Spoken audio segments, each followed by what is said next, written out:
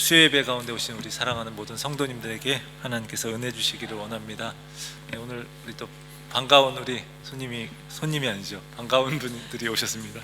우리 윤지현 성도님, 김선영 성도님 가정이 한국에서 오랫동안 또 계시다가 이렇게 오셨는데, 굉장히 오늘 오실지 안 오실지 좀 사실 잘 몰랐었는데 이렇게 또 오셔서 뵈니까 너무 반갑습니다. 또 한국에서 아마 좋은 시간 보내고 오셨으리라고 생각됩니다. 데살로니가 교회 이야기를 좀 함께 나누고 있습니다. 데살로니가 지역에서 바울이 그 새 안식일 한 3주간에 걸쳐서 회당에서 복음을 전했다고 했습니다. 그래서 거기서 경건한 헬라인 귀부인들이 복음을 받아들였고 교회가 세워졌다라고 이야기를 했었죠. 3주간 회당에서 복음을 전했는데 아마 좀 더 있었을 것 같아요. 그런데 바울이 그곳을 떠날 수밖에 없었습니다. 왜냐하면 바울을 반대하는 유대인들이 공격했기 때문에 그렇습니다. 그들이 불량배들을 동원해서 소동을 일으키고 바울 일행에게 이제 집을 제공했던 야손이라고 하는 사람, 이 사람의 집을 침입하고 이제 그랬던 일이 있었죠. 지난주에도 말씀을 드렸는데, 그래서 이제 지도를 이제 잠깐 그때 보여드렸습니다. 다른 지도를 좀 잘 보이는 거로 가져왔는데요. 빌립보에서 이따가 데살로니가, 저 파란색이 있는 데살로니가로 바울이 갔다가 거기서 이제 유대인들이 이제 바울을 공격하니까 급하게 이제 다시 베레아로 갔다가 또 거기로 쫓아오니까 이제 아덴으로 가는 그런 장면입니다. 그래서 이 표시대로 데살로니가에 있다가 베레아를 거쳐서 지금 아덴으로 가는 그런 상황에 있는 그런 모습이고요. 근데 그들이 명분으로 내세웠던 게 바울이 이제 전한 복음, 예수 그리스도에 대한 복음을 가리켜서 가이사 로마 황제의 명령을 거역하고 다른 임금 예수를 내세운다, 이렇게 했던 거잖아요. 그래서 그 바울을 이렇게 집에 초대해 주었던, 그 집에 이렇게 들였던 야손이라고 하는 사람과 그 다른 사람들은 보석금을 내고서 풀려날 수 있었습니다. 그리고 나서 바울과 그 일행이 베레아로 가게 되었다라고 지도에 나오는 것처럼 이제 네모칸, 빨간색 네모칸이 있는 베레아로 가게 됐습니다. 그래서 17장 10절을 보면 그 이야기가 나옵니다. 신도들은 곧 바로 그날 밤으로 바울과 실라를 베레아로 보냈다. 두 사람은 거기에 이르러서 유대 사람의 회당으로 들어갔다. 이런 이제 이야기가 나오는데, 한마디로 야반도주해서 이제 베레아로 갔다는 거예요. 그리고 거기서 이렇게 또 복음을 전했는데, 거기서 또 수많은 사람들이 믿었고 데살로니가에서 끝까지 또 쫓아온 그런 유대인들이 와서 또 소동을 일으키는 거죠. 그 나쁜 사람들이, 유대인들이 보낸 나쁜 사람들이 또 이제 소동을 일으키니까 또 이제 그곳을 떠나서 아덴으로 이제 가게 되었습니다. 그리고 나서 바울이 데살로니가 교회가 잘 있는지, 그 성도들은 믿음으로 잘 있는지 마음이 쓰일 수밖에 없었습니다. 그래서 디모데를 데살로니가로 보내게 되고요. 그리고 거기서 이제 교회 상황을 살펴보고 그 이야기를 듣고 오는 가운데 바울은 이제 고린도로 이동을 해서 고린도에 있다가 디모데가 가져온 데살로니가의 소식을 듣고 이제 이 편지를 쓰게 된 거예요. 지난주에도 말씀을 드렸는데 한 번 더 말씀드린 겁니다. 그래서 1장의 말씀에서 바울은 굉장히 걱정했었는데 데살로니가 교회가 믿음 안에서 잘 서 있다라고 하는 소식을 듣고요, 굉장히 감사하고 감격했습니다. 그들은 박해 가운데서도 신앙을 잘 지키고 있었고 또 신앙 안에서 잘 세워져가는 교회로서 마게도냐 지역에 이게 소문이 나고 있었습니다. 그들의 신앙의 모습은 믿음의 행위, 사랑의 수고, 소망의 인내로 나타나고 있었다라고 하고 있어요. 그러니까 그리스도인으로서 선명한 색채를 띠고 있는 그들의 모습이었습니다. 그렇지만 그들은 아직 뿌리가 깊은 교회는 아니었습니다. 바울을 반대하는 사람들이 있어서 바울의 영향력을 막고자 했던 거예요. 그래서 바울이 그곳을 떠난 것 때문에 바울은 이 교회에 관심이 없다, 바울은 데살로니가 교회의 성도들을 사랑하지 않는다, 그가 복음을 전한 건 자기의 이익 때문이다, 그리고 그가 몰래 달아난 이유는 뭔가 꺼리끼는 게 있기 때문이 아닐까? 그 이후에 한 번도 찾아오지 않은 걸 보면 바울은 보여줄 게 없는 사람이다, 그러니까 그의 가르침을 따를 필요가 없다라고 공격하는 사람들이 있었던 겁니다. 바울을 통해서 우리는 깨달을 수 있는 거예요. 하나님의 기뻐하시는 일을 우리가 할 때마다요, 우리가 기억할 것은 우리의 영혼을 공격하는 대적들이 항상 있다라는 거예요. 그 대적이 어떻게 공격하죠? 내가 한 일은 헛된 것이다, 아무리 해봤자 소용없어, 무슨 의미가 있겠어, 뭐 해봤자야, 이렇게 공격하는 그런 때가 있는 거죠. 그래서 우리가 하나님을 섬길 때 우리의 마음을 지키는 게 굉장히 중요합니다. 원수들이 와서 공격합니다. 헛된 일을 했어, 아무 열매가 없지 않아?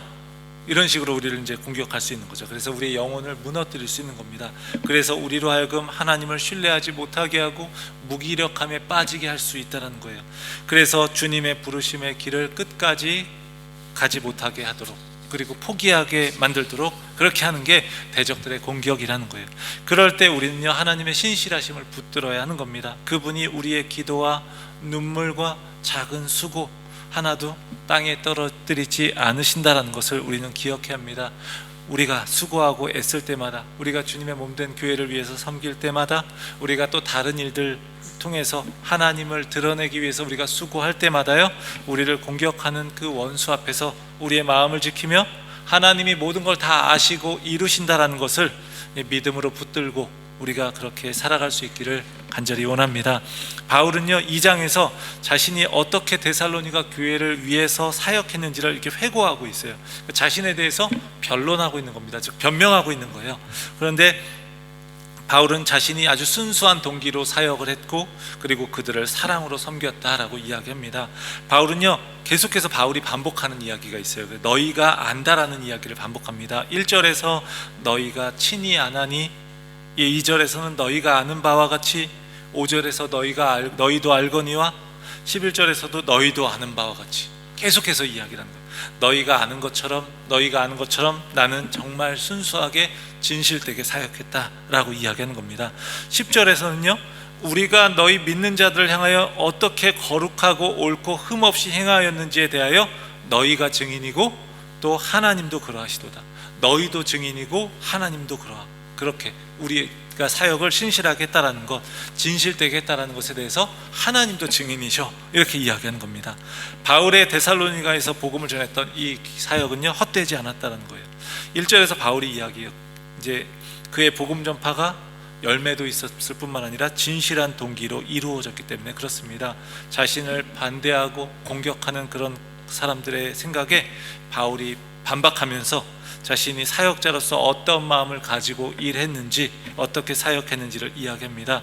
그래서 3절 4절을 보면은 이렇게 사도 바울이 이야기해요. 우리의 권면은 간사함이나 부정에서 난 것이 아니요 속임수로 하는 것도 아니라 오직 하나님께 옳게 여기심을 입어 복음을 위탁받았으니, 우리가 이와 같이 말하면 사람을 기쁘게 하려 함이 아니요 오직 우리 마음을 감찰하시는 하나님을 기쁘시게 하려 함이라.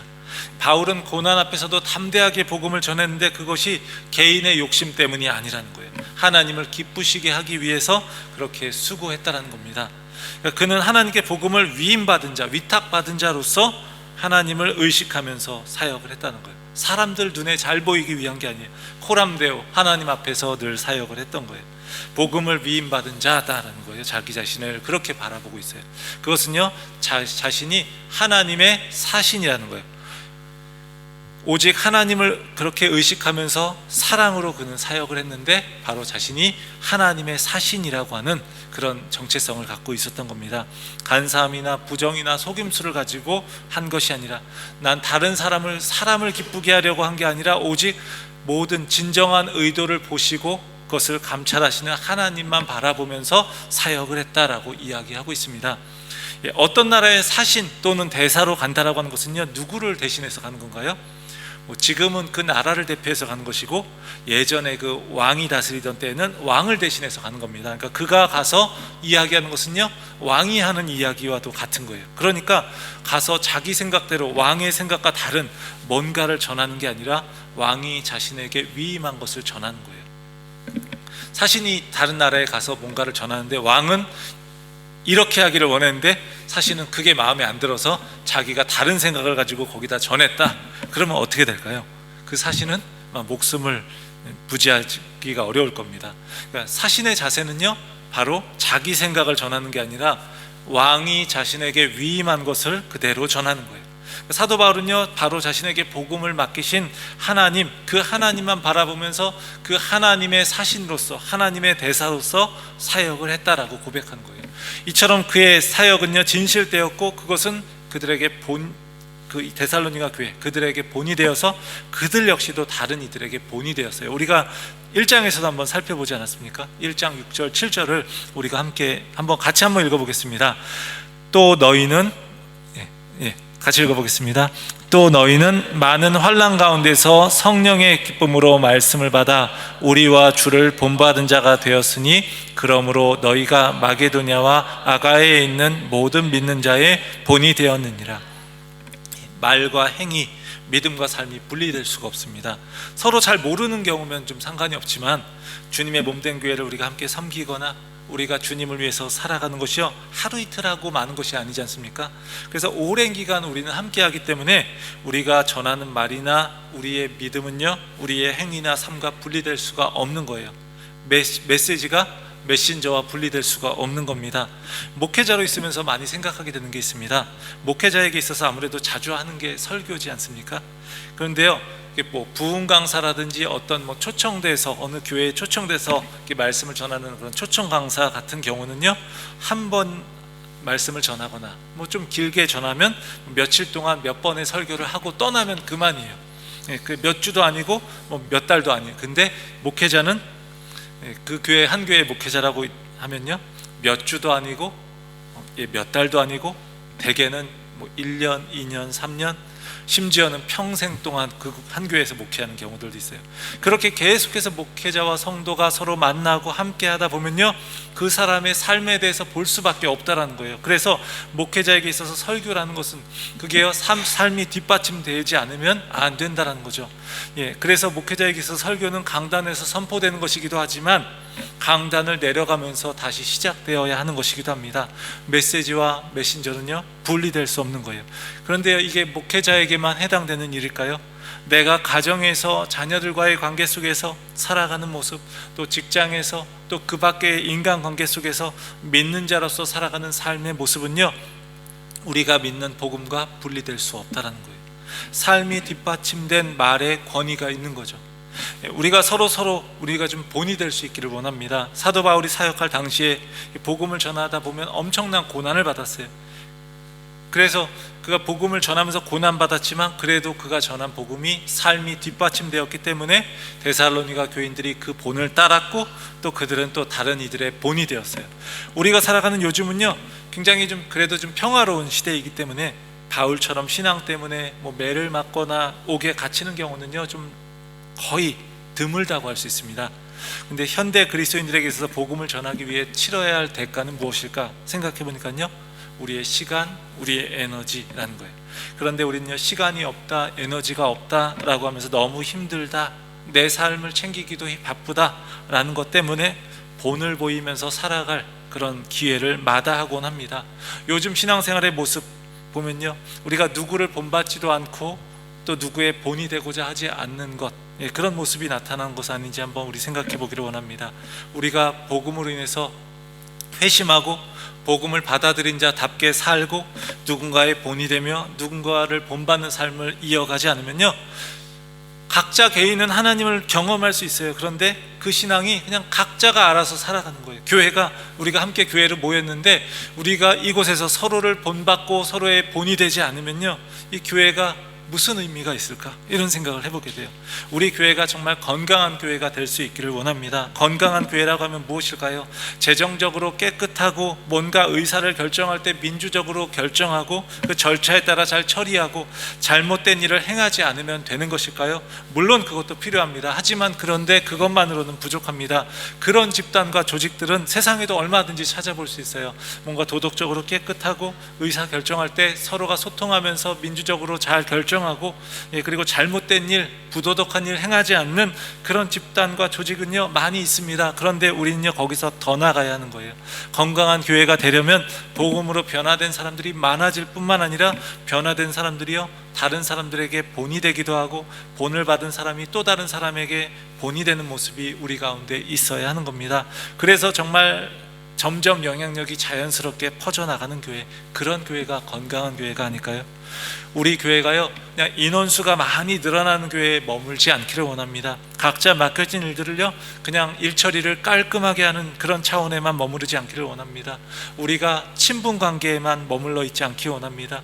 예수 그리스도 안에서 복음이 잘 전수될 수 있도록 우리가 진실된 마음으로 주님의 일을 잘 감당하면서 서로에게 본이 되고 또 다른 사람을 본받을 수 있는 그런 우리의 모습 되기를 주의 이름으로 축원합니다. 바울은요 자신의 사역의 모습에 대해 또 이야기해요. 하나님의 대사로서의 사역을 그가 감당했다라고 이야기하는데, 그가 유모가 자기 자녀를 기름과 같이 하였다라고 이야기합니다. 사도로서 마땅히 권위를 주장할 수 있었지만 오히려 유순한 자가 되어서 유모가 자기 자녀를 양육하는 것처럼 목숨까지 내어주고자 하는 그 마음으로 복음을 전했다라고 이야기합니다. 당시의 사도이기 때문에 굉장히 당연히 요구할 수 있는 권리들이 있었습니다. 그런데 짐이 되지 않고 자신들이 밤낮으로 일하면서 그것을 감당하고요, 오히려 유순한 자가 되어서 유모가 자기 자녀를 양육하듯이 그렇게 했다라는 거예요. 유순한 자가 되었다, 즉 어린아이와 같이 되었다, 즉 자신들이 돌보는 그 사람의 수준으로 자신을 낮추었다는 겁니다. 엄마 아빠가 아기들과 함께 놀 때 어떻습니까? 굉장히 말도 약간 유치하게 하고 그러지 않습니까? 왜 그런 거죠? 아이를 돌보기 위해서 그 아이의 수준이 되어서 이렇게 같이 하는 거예요. 함께 하는 거죠. 마치 성육신 하시는 예수님처럼 그렇게 하는 겁니다. 우리가 더 많이 알고 있다고 가르치려 하거나 자신의 주장을 관철시키려고 하면요, 어떻게 되는 걸까요? 관계에서 벽이 생길 것이고요, 상대방도 들으려 하지 않을 겁니다. 바울은요 유모와 같이 자신이 돌보는 수준까지 낮춰서 그들을 섬겼고요, 그리고 8절에서 말하기를 목숨까지 너희에게 주기를 기뻐했는데 그것은 바로 너희들을 사랑하기 때문이라고 이렇게 이야기했습니다. 지지난 주가 이제 어린이 주일이었잖아요. 그래서 어린이 주일에 이제 아이들이 와서 예배를 드리고, 근데 제가 이제 설교를 준비하면서 굉장히 좀 이게 마음에 너무 부담이 많이 됐어요, 전날까지. 왜냐하면 이게 작년에는 이렇게 어린이들의 말씀을 이제 딱 준비해서 전하고, 이제 어린이들은 이제 나갔고, 그다음에 이제 여기 어른 성도님들 또 말씀을 전하고 해서 두 번을 하게 되는데, 이번에는 어린이들 순서가 앞에도 있고 중간에도 있고 뒤에도 있어가지고 이게 어린이들에게도 맞춰야 되고 또 이제 어른에게도 맞춰야 되는데 이거 어떻게 해야 되나 정말 너무 막 고민이 되는 거예요. 그러면서 전날까지 굉장히 고민하면서 저희 아내한테 저녁에 이야기했습니다. 내일 진짜 폭망할 것 같아, 이렇게 이야기를 했어요. 그래가지고 하는데 뭐 아이들하고 주거니 받거니 이야기하기도 하고 그러다가 설교가 길어졌어요. 아이들이 좀 힘들어했죠. 그래서 나중에 이제 우리 유태현 집사님이 그 항상 올리시잖아요. 그 예배 후에 나중에 이제 음성을 올리잖아요. 근데 시간을 보니까 평소보다 더 길게 30분 17초 이렇게 써 있는 거예요. 그래서 내가 진짜 무슨 짓을 한 거지? 이런 생각을 했어요. 아이들을 앉혀놓고선 너무 나쁜 짓을 했구나 이런 생각을 좀 했습니다. 그러면서 이제 그랬는데, 그러면서 이제 아이들에게 맞춰주고 이러지 못했구나라는 생각을 좀 했어요. 아이들 굉장히 힘들었겠다 이런 생각을 했습니다. 그런데 그래도 그날 뭐 저는 뭐 그렇게 길게 해서 좀 아이들이 힘들었을지 모르지만 그 뒤에 아이들의 순서와 아이들 영상과 또 그래서 그런 것들을 통해서 굉장히 여기 계신 분들이 다 분위기도 좋고 굉장히 기뻐하고 아이들 보면서 굉장히 즐거워하셨던 모습을 봤는데, 그래서 또 하나님의 은혜다라는 생각도 했어요. 그리고 나서 제가 굉장히 막 그날 오후에 아이들하고 같이 많이 뛰어놀기도 하고 그랬던, 그러니까 그 아이들의 수준에서 뛰어놀고 하니까 너무 저도 재밌어했고 수준이 비슷한가 봐요. 그리고 아이들도 재밌어하고 그래서 굉장히 좋은 시간을 보냈었는데, 좀 이 부분이 사도 바울의 이야기하고 조금 다를 수 있지만 사도 바울이 그들의 수준에 맞춰서 함께 사랑하고 그렇게 했다라는 거예요. 그러면서 굉장히 그들을 잘 양육했던 모습. 그런데 하지만 사도 바울에게 있어서는요 또 한 가지의 모습이 있었습니다. 그들의 수준에 맞추어서 유모처럼 그들을 사랑하고 섬겼지만 그들 멋대로 하게 놔둔다는 것을 그게 의미하지는 않았어요. 11절을 보면요, 아버지가 자녀에게 하듯 권면하고 위로하고 경계했다라고 이야기합니다. 즉 바르고 엄하게 사랑했다는 거예요. 밤낮으로 일하면서 거룩하고 옳고 흠없이, 다시 말하면 일관되게 사역을 했고요, 아버지같이 때로는 엄한 사랑을 했다라고 해요. 요즘에는 또 어머니가 더 무서울 수도 있어요, 아이들에게. 근데 이제 그 당시에는 이제 아버지와 같이 엄한 사랑을 했다라고 합니다.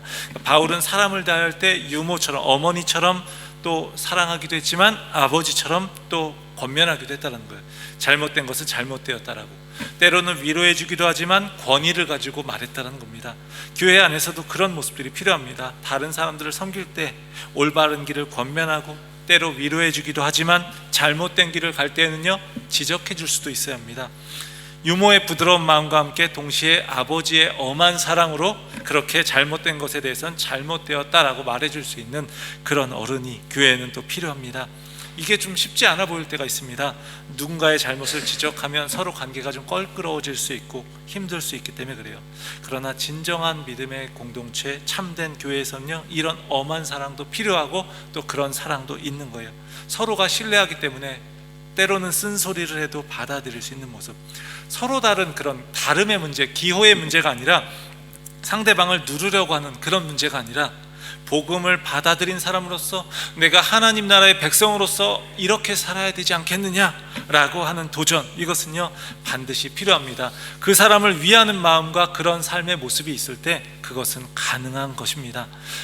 예전에 이제 청년 때 막 이제 훈련을 받을 때 이제 이런 적이 있었어요. 한 선배가 이제 훈련을 담당하는데 이제 이렇게 이야기를 해요. 그 사역자분이 한 분 계셨고 이제 그 제일 이제 위에 있는 선배가 그걸 담당해서 하는 거예요. 그러면서 이제 이런 이야기를 했어요. 그 사역자분 이제 간사님이었는데 이번 훈련은 저와 우리 간사님이 맡을 텐데 이렇게 소개를 하더라고요. 사랑의 하나님을 대변하는 간사님과 공의의 하나님을 대변하는 제가 여러분의 훈련을 맡도록 하겠습니다. 여러분은 저한테 상처 받으시고 간사님에게 치유 받으시기 바랍니다. 딱 이렇게 이야기를 하는 거예요. 그러면서 이제 그분은 굉장히 이제 푸시하는 거죠. 뭐 기도 모임을 할 때 안 나오면 왜 안 나오냐고 푸시하고 나오라고 또 이렇게 강하게 이야기하고요. 또 그 간사님은 또 그 치유받은 사람들을 또 이렇게 좀 위로해주고 이러면서 서로 함께 하는 거죠. 그러면서 그렇지만 그 두 분에 대해서 모두가 신뢰하는 거예요. 왜냐하면 자신들을 사랑하기 때문에 때로는 사랑으로 위로해주기도 하고 강하게 권면하고 또 때로는 잘못된 길로 갈 때 책망하기도 하는 그런 모습들이 있기 때문에 그런 거예요. 사도 바울이 그러했던 겁니다. 유모처럼 사랑해주기도 하고 또 아버지의 엄한 사랑으로서 그것을 또 감당해 나가기도 하고 그렇게. 근데 사도 바울이 그렇게 유모처럼 부드럽게 그들을 사랑하기도 하고 때로는 아버지처럼 엄격하게 그들을 사랑한 이유가 무엇일까요? 바로 자신의 이익을 위해서인가요? 자기 말 잘 듣는 사람을 만들기 위함입니까? 그렇지 않습니다. 12절이 그걸 잘 보여줍니다. 이는 너희를 부르사 자기 나라와 영광에 이르게 하시는 하나님께 합당히 행하게 하려 함이라. 자신도 복음에 합당한 자로 살고 데살로니가 교회 성도들도 복음에 합당한 자로 살도록 하기 위함이에요. 마지막에 하나님의 나라가 임할 때 자신뿐만 아니라 그들 역시 그 나라의 영광을 맞이하기에 부족함이 없는 사람들로 만들어 가기 위함이에요. 바울은 그들이 바로 하나님 나라와 그 영광에 이르기를 소망하면서요 계속해서 유모의 마음으로 때로는 아버지의 마음으로 사랑하고 위로하고 권면하기를 멈추지 않았던 겁니다. 바로 그 나라에 대한 소망으로 인해서 그는 그 사역을 계속해 나갔던 거예요. 근데 바울을 반대하는 사람들은요 온갖 거짓된 말을 하면서 그의 영향력을 없애려고 해요. 바울은 그런데 자신이 이처럼 데살로니가 교회를 위해서 자신이 하나님의 사신으로서 때로는 유모와 같이 때로는 그 아버지와 같이 그렇게 사랑했다라고 이야기를 하는 겁니다. 이렇게 자신에 대해서 변명하는 사도 바울의 마음이 어떠했을까요? 자신의 진정성을 변론하는 그의 마음은요 한편으로는 슬픈 마음이 있었을 겁니다. 하지만 그와 동시에 자신의 삶과 사역에 대해서 너희들과 하나님이 증인이다 라고 할 수 있는 당당함도 있었습니다. 그리고 교회가 다시금 견고해지기를 바라는 소망도 있었습니다. 사도 바울이 이처럼 반대자들의 거짓된 모습에 대응하는 것, 이것은요 무엇을 통해서 가능한 것이었을까요? 부끄러움 없는 삶에 있었던 거예요. 하나님의 사신으로서 어머니로서 아버지로서 분명한 정체성을 가지고 그가 진실되게 사역했기 때문에 자신의 오해에 대해서 자신에 대한 이 오해에 대해서 반박하게 되는 거죠. 이렇게 반박하는 것은 자기 자신을 변명하기 위한 것이 아니라 결국은 자기 자신이 전하는 복음을 지키기 위한 것이기 때문입니다. 그래서 바울은요 자신에게 반대하는 이들의 공격에도 끝까지 자신을 신뢰해 주었던, 그리고 그래서 아름다운 신앙의 이야기가 전해지도록 했던 데살로니가 성도들에 대해 감사합니다. 그리고 그들이 그렇게 될 수 있었던 건 바울이 전했던 바로 그 말씀을 그냥 사람의 말이 아니라 하나님의 말씀으로 받았기 때문이다 라고 이야기하고 있어요. 우리가 교회에서요 정말 하나님의 말씀을 하나님의 말씀으로 받는다면 새로운 일들이 일어날 것 같아요. 그냥 우리가 그냥 그 말씀을 듣고도 그러니까 설교 말씀만을 이야기하는 게 아니에요. 우리가 말씀을 읽고 났을 때도 그걸 진짜 하나님의 말씀으로 받아들이고 그렇게 살아가면요, 거기서부터 놀라운 일이 일어난 겁니다. 데살로니가 교인들이 그걸 말씀으로 받았을 때 그 말씀이 역사했다라고 해요. 그 말씀이 그들을 붙잡았다라고 해요. 그러니까 우리가 힘들 때 어떤 말씀을 붙들고 이겨낸다라고 우리는 종종 이야기해요. 근데 물론 틀린 말은 아닙니다. 그런데 좀 더 정확하게 말하면요, 우리에게 들어온 말씀이 우리를 붙들어서 우리를 살게 하는 것인 줄 믿습니다. 데살로니가 교회 성도들은 하나님의 말씀을 받았고 그 말씀은 그들을 붙들어 주었고, 그래서 어려운 시험도 이길 수 있게 해줬고 고난도 감당할 수 있게 해주었어요. 이런 그들에 대해서 바울이 마지막에 이야기해요. 너희에게 내가 정말 가고 싶었는데, 18절에서 이렇게 이야기해요. 사단이 우리를 막았도다. 너희는 주님 다시 오실 때 우리의 소망이나 기쁨이나 자랑의 면류관이다. 너희는 우리의 영광이요 기쁨이다. 이렇게 이야기를 합니다. 한마디로 이렇게 이야기하는 거예요. 나는 너희들을 정말 정말 사랑한다. 사도 바울은 이야기하고 있는 겁니다. 바울을 막 공격하는 데살로니가 교회를 사랑하지 않는다, 그는 아무것도 능력이 없다, 아무것도 보여줄 게 없다, 이랬던 그 사람들에 대한 그런 반박으로 바울이 나는 너희들을 정말로 사랑한다 라는 이야기를 이렇게 길게 쓰고 있는 거예요. 바울은 여러 번 그들을 만나려 했지만 가지 못했던 걸 변명하는 겁니다. 피치 못할 사정이었던 걸 사단의 방해라고 표현하고 있어요. 미안하게 생각한다라는 이야기겠죠. 정말 정말 가고 싶었다라는 거예요. 그러면서 너희가 소망과 기쁨과 자랑의 면류관이고 영광과 기쁨이다 라고 이야기합니다.